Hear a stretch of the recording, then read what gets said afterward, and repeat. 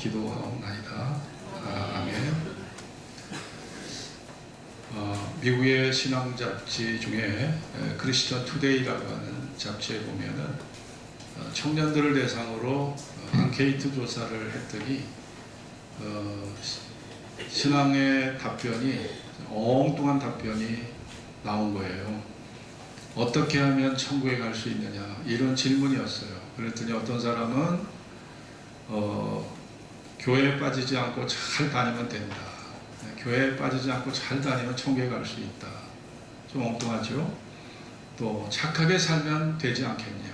착하게 살면 된다. 여러분, 사실 교회 안에 분들도 다 착하시지만 우리 주변 보세요. 예수 안 믿어도 우리보다 더 착해, 더 순수하고 더 인격적인 사람 많습니다. 착하다고 구원받으면 그들이 우리보다 더 먼저 구원을 받아야 돼요. 이게 좋은 성경적인 답변은 아니죠. 또 어떤 사람들은 의외의 답변, 성경 일독하면 천국 갈 수 있다.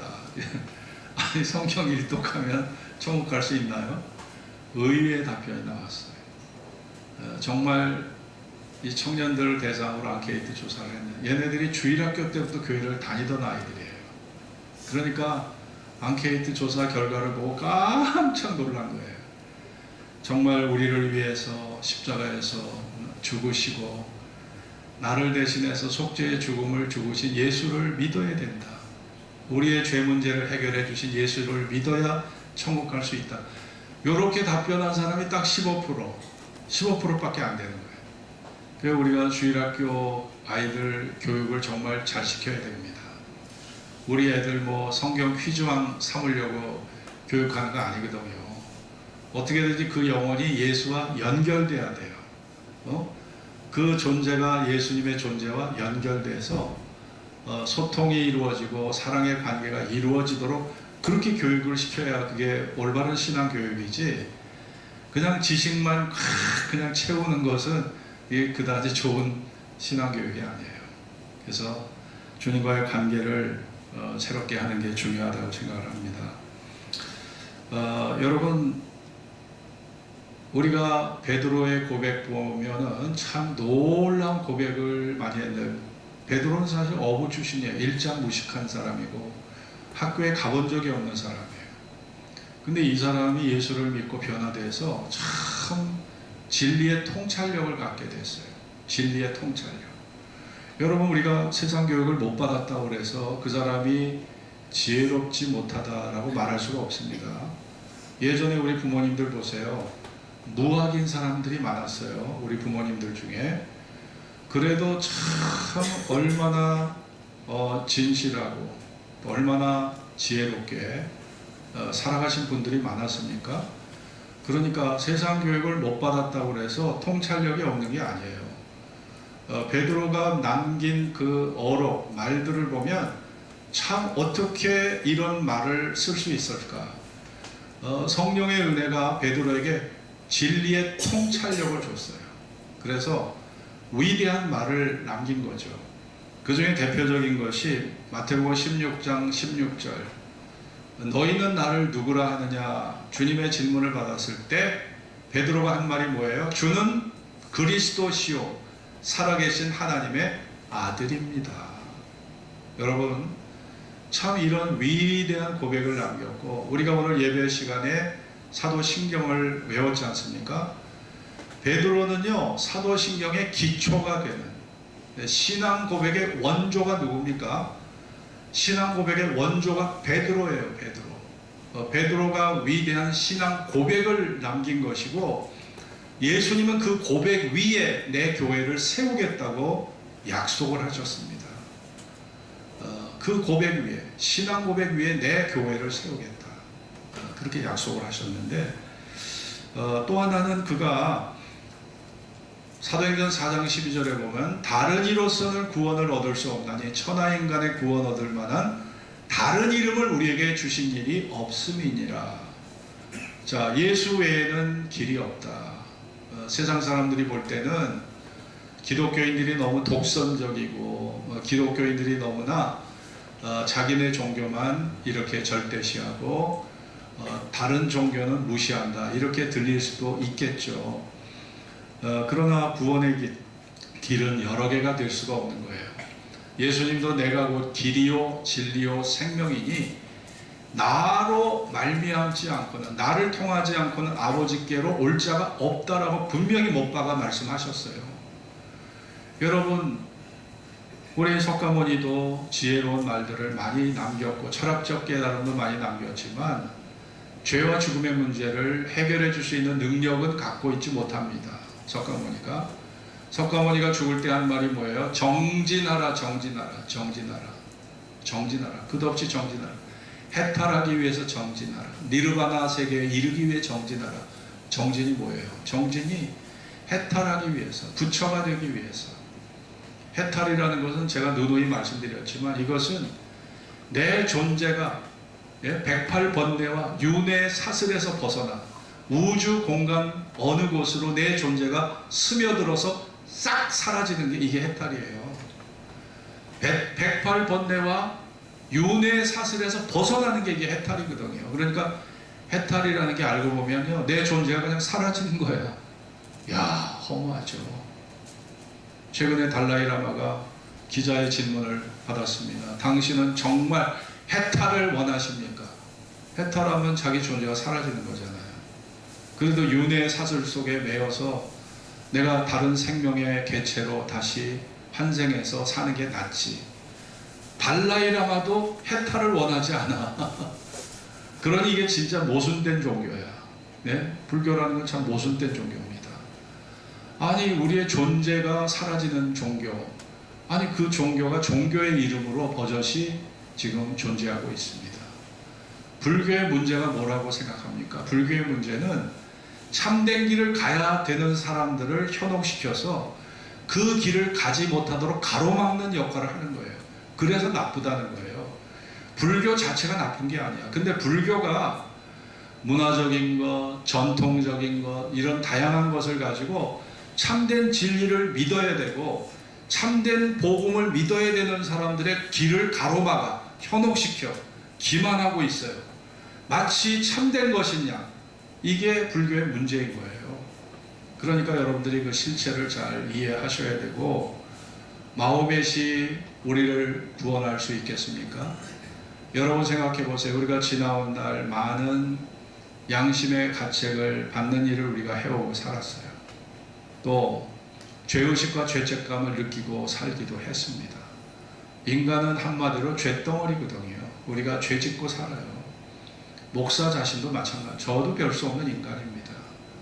그런데 죄를 짓고 죄의식과 죄책감과 정죄의식에 스스로 빠져 사는데, 이거를 뭐 일기를 수없이 쓰고 수없이 반성하고 수없이 뉘우치고 통곡을 해도 여러분, 내 존재, 이 죄 속에 방황하고 있는 내 존재를 새롭게 할 수 있는 길이 보이질 않는 거예요. 이 죄 문제를 정화시키고 죽음의 문제를 해결할 길이 내 속에 존재하고 있지 않는 거예요. 그렇기 때문에 우리가 죄를 이기시고 죽음을 이기신 그분을 바라보게 되는 거죠. 그래서 베드로가 오늘 한 말이 참 이게 위대한 말입니다. 영생의 말씀이 계심에 우리가 네게로 가오리이까.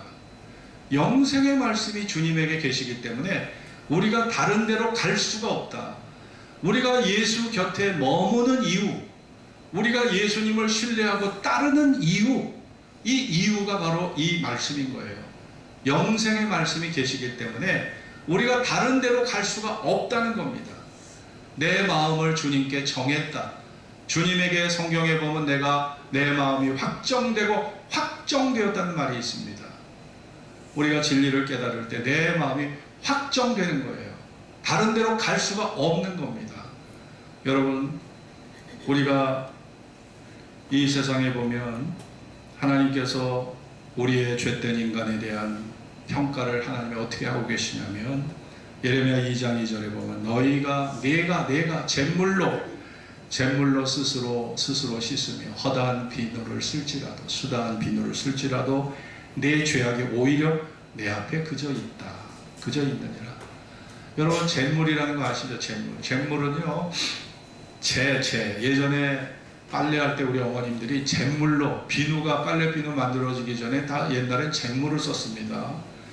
그래서 집을 태우고요, 나무를 태우고 콩대, 그 콩대를 말려서 태워가지고 그 집을 갖다가 물에다가 그거를 갖다가 물에다 이렇게 담아가지고 그 잿물로 빨래를 했어요.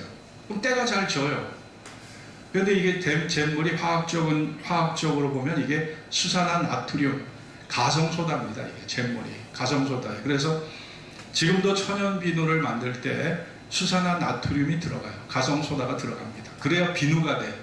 그러니까 비누와 잿물은요, 이게 성분이 같은 거예요. 알고 보면 성분이 같은 겁니다. 잿물로다가 사실은 비누를 만드는 거예요. 수산화 나트륨으로. 그러니까 잿물이나 비누는 성분이 같은 거예요.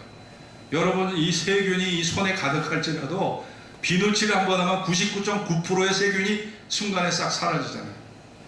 그 비누같이 우리 일상생활에 도움이 되는 게 없어요. 값도 싸, 비누는. 근데 비누로 한번 손을 씻으면 99.9%의 세균이 그냥 싹 사라져 버려요. 야, 이 가성소다가 이게 기적의 물질입니다. 그래서 하나님이 기적의 물질, 가성소다를 주신 거예요. 잿물을 주신 겁니다. 여러분, 그런데 이런 허다한 잿물을 쓰고 수다한 빨래비누로 내 존재를 씻는다고 해도 네 죄가 여전히 있다, 내 앞에. 그런다고 해서 없어지는 거 아니다. 한거를 하고 동안거를 하고 용맹정진을 하고 무건수행을 하고 장자불화를 하고 동구불출을 해도 죄가 없어지는 게 아니다. 여러분이 평생 수행을 하고 정진을 해도 죄가 없어지는 게 아니다. 이게 참 무서운 말씀이에요. 이 죄라는 것은요, 내가 노력해서 사라지는 게 아니라는 거예요.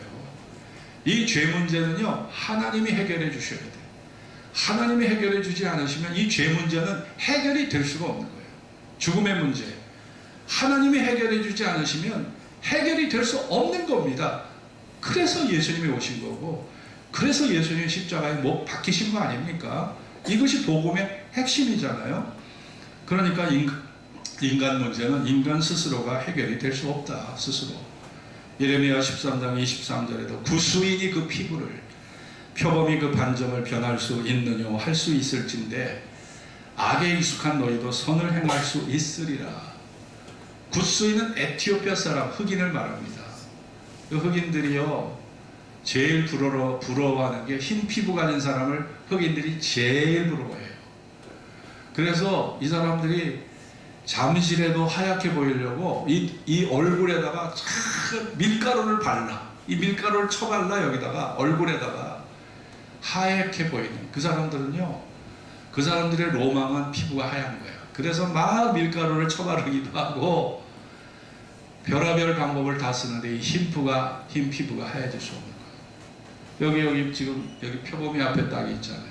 이게 아프리카 표범이 남미에 가면 제규어가 됩니다. 이게 제규어거든요. 표범이에요, 표범. 남미에서 제규어라고 그러는데 저 흑반점을 없이 할 수 있겠냐 이거예요. 아니, 유전인자에서부터 반점이 흑반점이 생긴 건데 저걸 어떻게 없이 할 수 있겠냐 이거예요. 그러니까 이건 뭐예요? 인간이라는 존재는 원초적으로 불완전한 존재예요. 원초적으로. 인간의 유전자 속에서 생성된 그 기본부터가 인간은 불완전한 존재고 부정적이고 거짓된 면을 갖고 있어요. 그러니까 흑인이 피부를 희게 할 수 없듯이, 표범이 그 반점을 없이 할 수 없듯이 우리 죄에 익숙한 우리가 선을 행할 수가 없다는 겁니다. 하나님의 진실한 기준, 거룩한 기준에 도달할 수가 없다는 거예요. 이것이 하나님이 인간의 도덕적 한계와 우리의 영적 한계를 말씀한 내용이에요. 이게 예레미야에서 선지자를 통해서. 여러분, 그러니까 우리가 사실은 예수 믿어서 우리가 100% 여러분 나 예수 믿고 나 100% 만족하고 삽니다. 이 100% 만족 있습니까?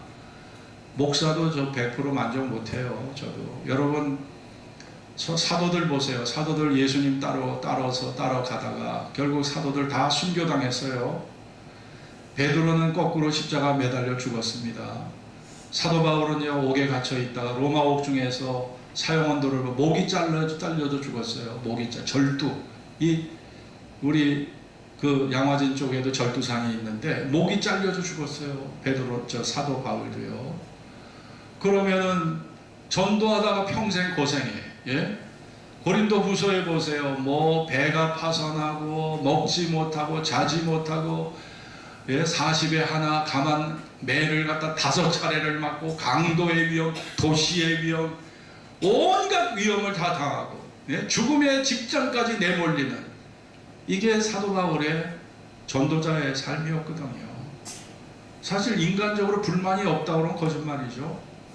여러분이 교회 생활 20년 30년 하신 분들인데 대부분이, 여러분 불만 없습니까? 불만이, 기도 응답이 늦은 게 이게 제일 큰 불만이야. 바로바로 응답하시지 않는 게 제일 큰 불만이고, 하나님이 우리에게 요구하시는 게 너무 많아.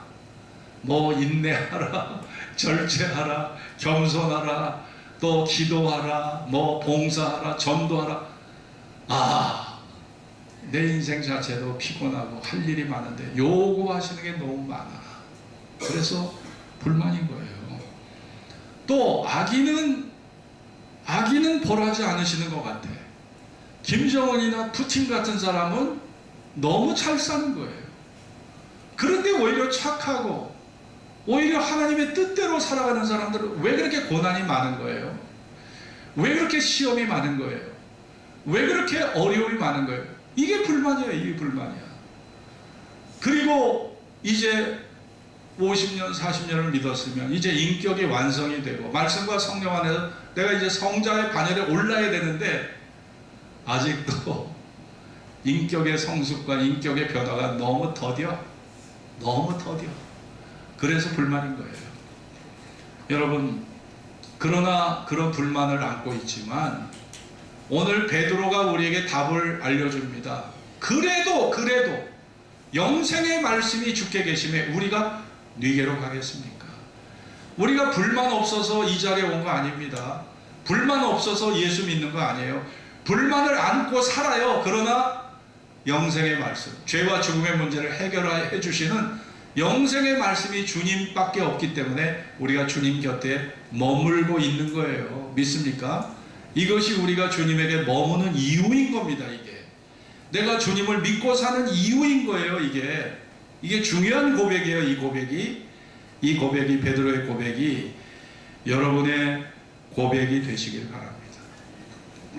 미국에 보면 토네이도라는 이 회오리가, 엄청난 회오리 바람이 부는데, 여러분 TV에서 많이 보셨어요. 이 회오리 바람이 불면요, 도시 하나가 다 초토화돼 버려요. 도시 하나가 싹 날아가요. 완전히 전쟁의 폐허가 되고 원자폭탄 맞은 것처럼 도시가 변해버립니다. 이게 무서운 겁니다. 이 토네이도라는 게. 그 도시에 뭐 공공 건물도 있지만 거기에 병원 건물이 있죠, 학교 건물이 있죠, 주택이 있죠, 그리고 상가 건물이 있죠, 거기 교회 건물도 있어요. 근데 저는 뭐 다른 불만이 아니라, 아니 하나님이 회오리 바람을 불게 하셔도 여러분 교회 건물은 성도들의 눈물로 지어진 겁니다. 눈물의 헌금, 희생의 헌금, 뭐 500만원, 1000만원, 2000만원, 어떤 사람은 1억씩 수백억을 동원해서 지은 건물이 교회 건물이에요. 그러면은 회오리 바람을 불게 하시는 것까지는 막을 수 없다 할지라도 이 회오리 바람이 불어서 교회당 건물까지 파괴하는 것은 하나님이 그거는 지켜주셔야 되잖아. 근데 회오리 바람 토네이도가 불어보세요. 교회당 건물도 같이 싸그리 그냥 동시에 다 파괴돼 버려요. 이게 불만인 거예요. 여러분,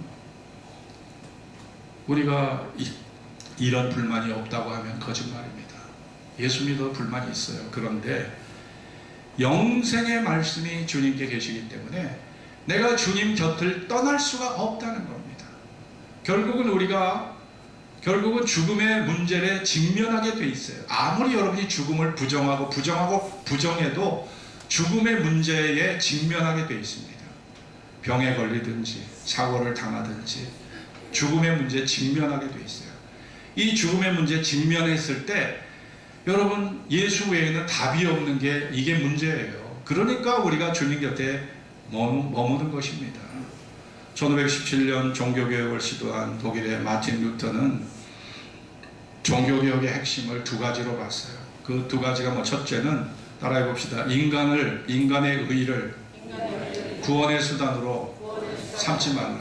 이게 종교개혁의 핵심입니다. 인간의 의, 자기의 의, 착한 양심이나 행위나 전도의 열매나 구제의 열매나 사랑의 열매를 이거를 구원의 수단으로 삼지 말라. 이것이 믿음의 열매는 될 수가 있어요. 믿음의 열매가 되고 선한 열매가 될 수는 있어요. 하나님 앞에 상급의 조건이 될 수는 있어요. 그러나 이것이 구원의 조건은 될 수가 없다. 그러니까 인간의 의를 구원의 수단으로 삼지 말라. 이게 종교개혁의 핵심이에요.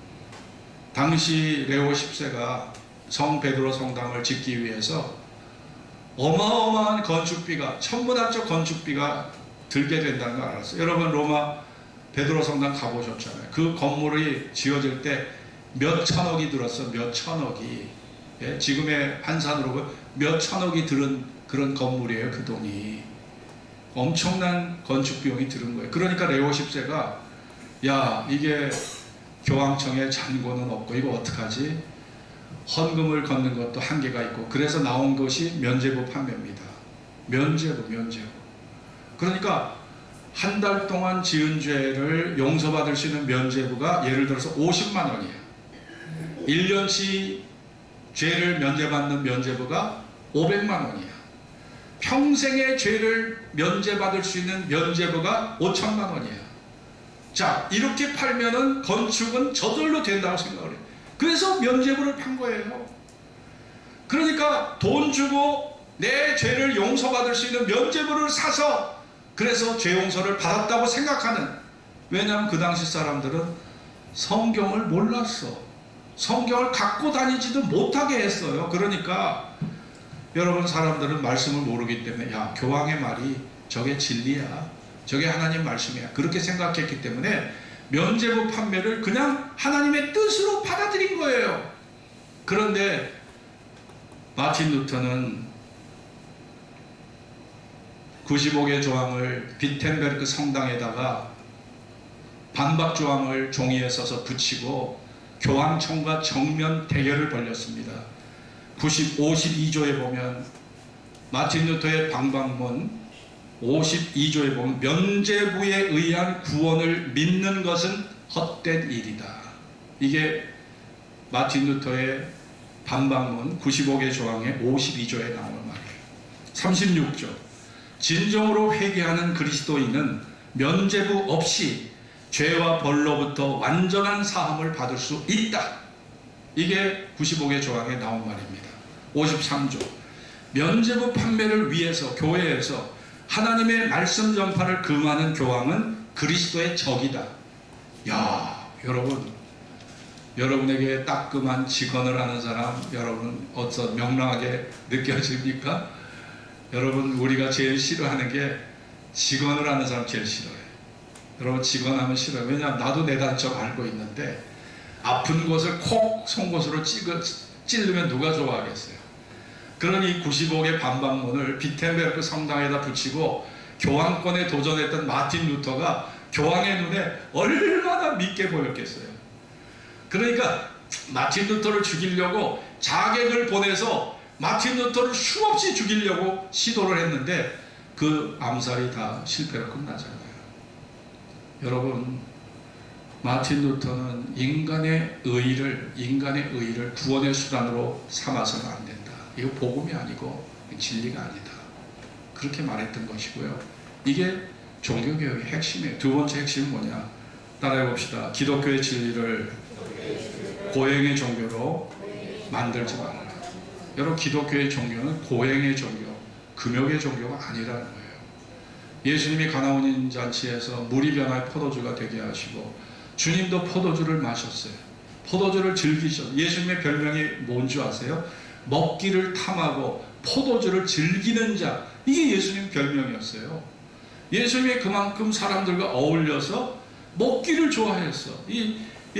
회식을 좋아하시는 예수님, 회식을 좋아하셨고 포도주 마시는 걸 좋아하셨어요. 그러니까 여러분, 우리가 술 마시는 거는 사실은 절제하면서 포도주나 와인 한 잔, 맥주 한 잔을, 와인이나 맥주 한 잔을 마시고 또 그거를 절제할 수 있는 사람들은 마실 자격이 있는 거예요. 그런데 이거 마시면 1차, 2차, 3차까지 가고 그냥 알코올 중독 상태에 빠져버리고, 이 절제력이 없는 사람은 절대 마시면 안 되는 거예요. 왜냐? 그 술이 나를 망하게 하니까. 그러니까 절제 능력, 우리가 포도주 한 잔, 두 잔 마시고 맥주 한 잔, 두 잔 마시는 거, 그게 죄입니까? 죄 아니에요.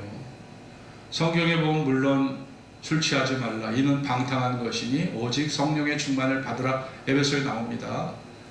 그런데 그렇게 술 먹는 사람 정죄하면은 예수님이 정죄를 당해요. 예수님이. 예수님도 술 드셨는데 예수님부터 정죄를 당하시고, 예수님은 술만 드신 게 아니라 물로 포도주를 만드신 분이에요. 술을 만드신 분이에요.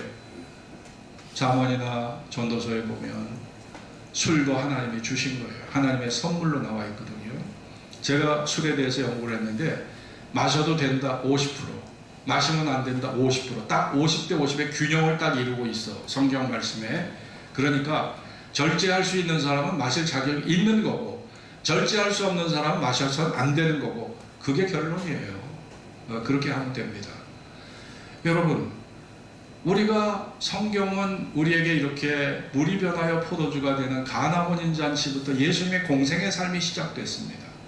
기독교는요, 구원의 기쁨과 감격을 누리는 종교고, 천국의 부활의 생명을 우리가 바라보며 소망의 즐거움 속에 행복해하고 감사하는 그런 종교지, 고행을 부채질하고 금욕을 부채질하는 종교가 기독교의 본질이 아닌데, 마틴 루터가 보니까 그 당시의 교회는, 그 당시의 기독교는요, 로마에 가면 라테라노 성당이 있어요. 이 라테라노 성당에 수백 개 계단이 있는데, 이 수백 개 계단을 무릎으로 올라가면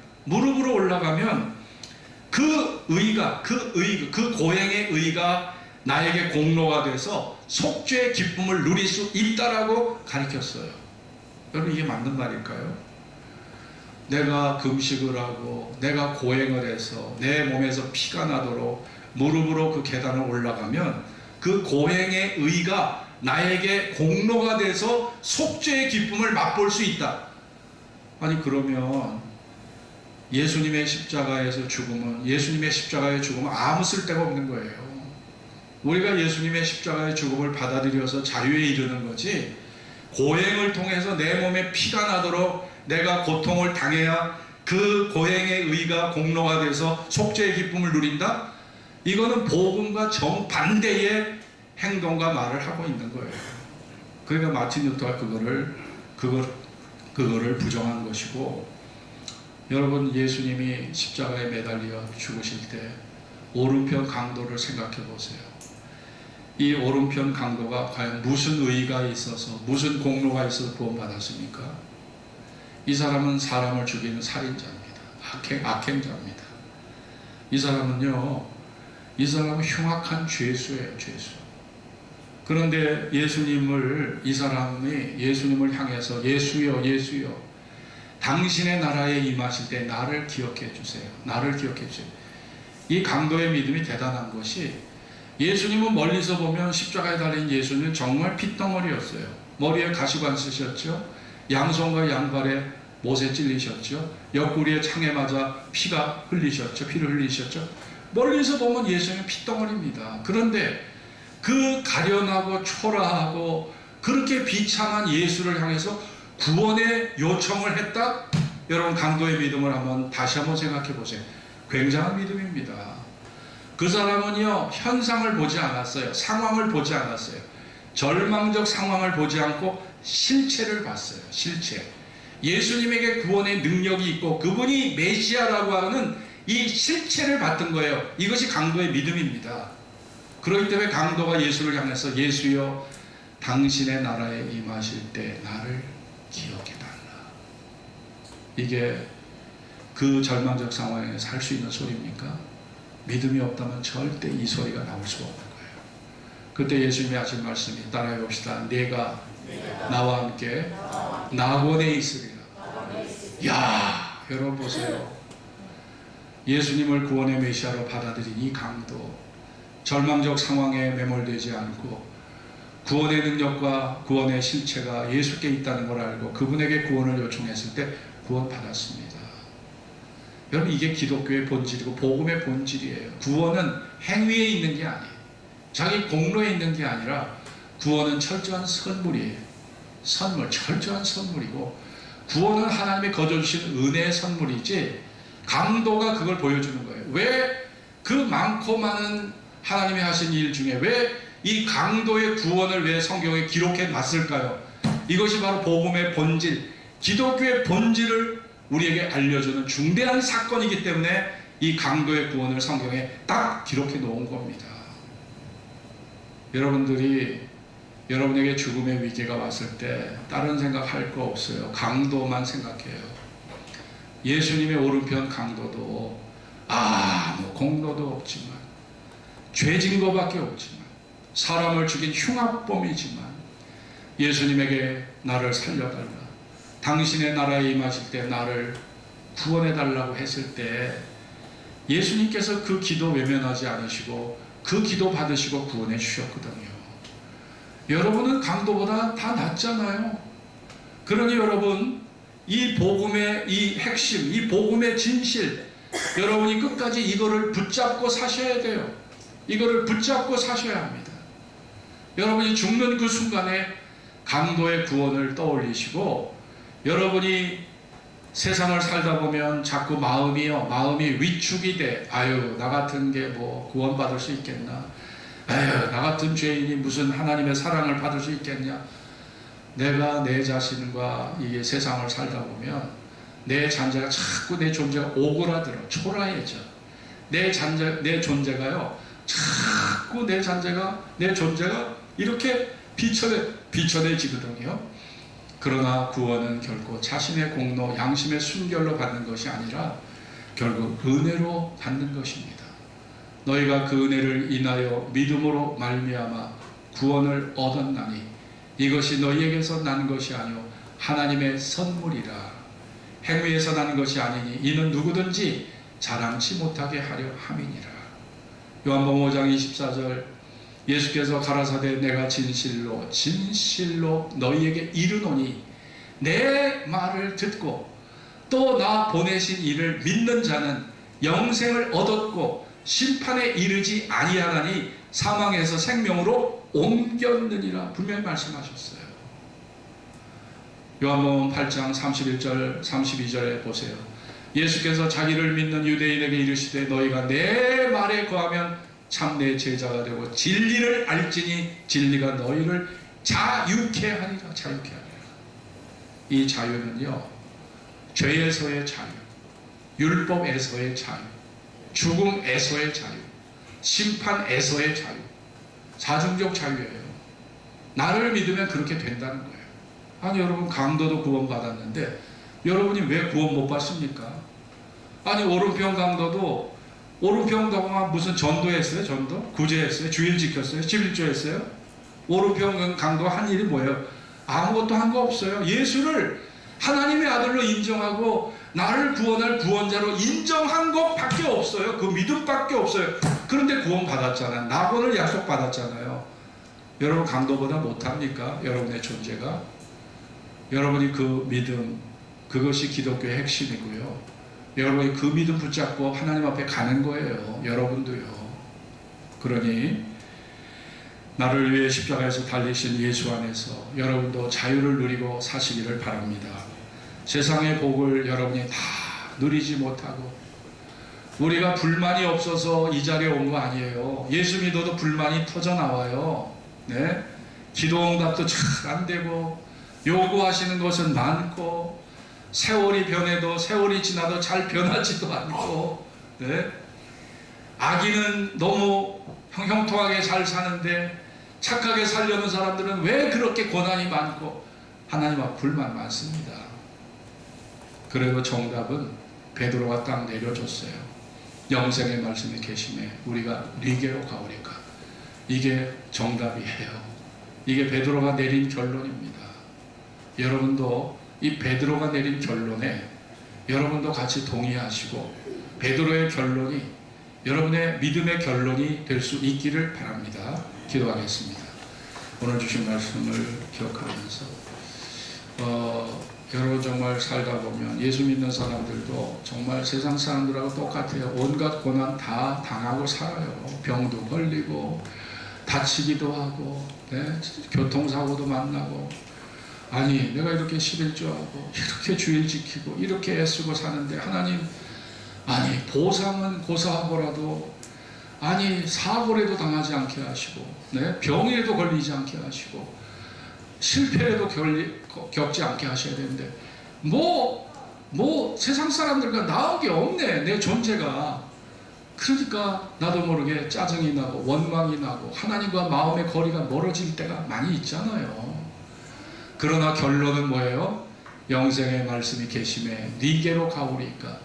이게 베드로가 내린 결론이에요. 갈등 속에서, 주님과의 갈등 속에서 내가 떠나야 될 것이냐 머물러야 될 것이냐 갈등 속에서 내린 결론이에요. 결론. 이 결론이 여러분의 결론이 되기를 바랍니다. 영생의 말씀이 계시기 때문에 죄와 죽음의 문제 해결할 수 있는 능력 나한테 없습니다. 그래서 우리가 예수님을 바라보고 주님께 머무는 것입니다. 이런 은혜 여러분 받을 수 있도록 이 시간 기도합시다. 다 합심으로 기도하겠습니다.